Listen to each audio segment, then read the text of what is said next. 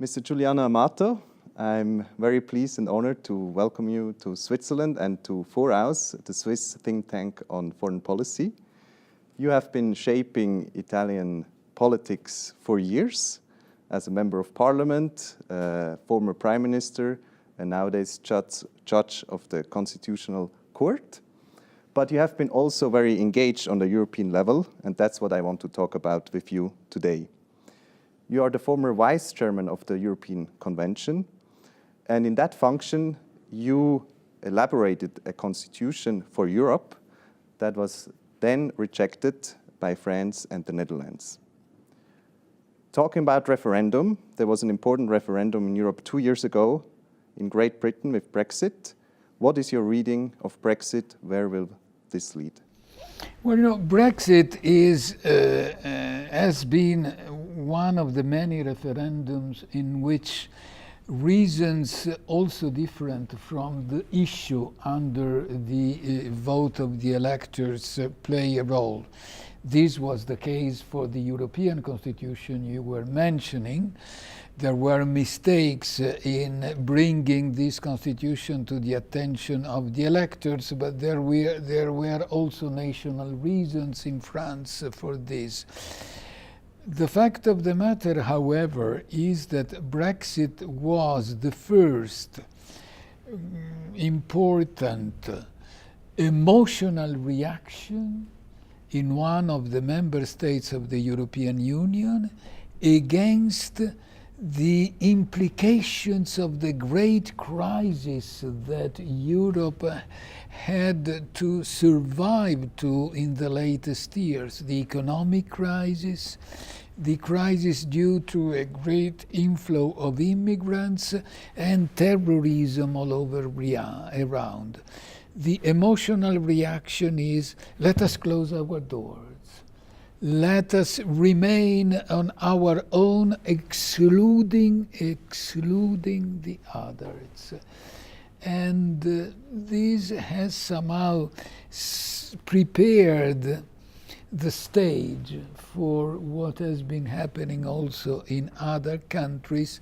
Let me say that after 2 years, the assessment of the consequences of a Brexit is entering into the minds of our British friends, and how it will finish is something that we don't know. But what Great Britain with Europe is discussing nowadays is how to safeguard the access to the European market without maybe having free movement of people.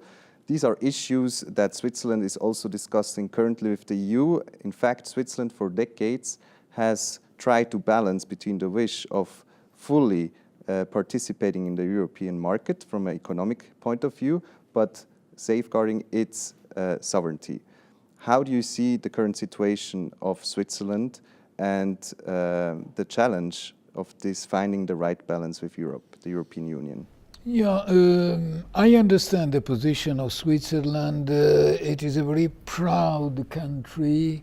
It is traditionally used to a life that has borders around. There are borders around Switzerland. But if the main concern really is, I want to maintain my political sovereignty despite the economic integration, I would really consider with greater attention the possible future of Europe. Don't take seriously the prospect of a European state in our future. This is something that won't happen. United in our diversities is a structural reality also for the others, not only for Switzerland, which means that the Union will remain a union of states, will never be a European superstate. If this is going to be so, What has to be considered with great attention in Switzerland is what do I gain remaining out, what do I lose remaining out. Remaining out, I lose voice in adopting measures and regulations that for economic reasons I will accept in my territory. Is it really a net gain or is it a loss? Thank you for these very clear words. You said the union of member states that is internally challenged, but also externally. If you look at current geopolitics, what are the major challenges that the EU will have to face the next 5 to 10 years? Well, certainly the US president has introduced a new years ago unexpected argument in our lives, that is fighting trade wars. We were not prepared.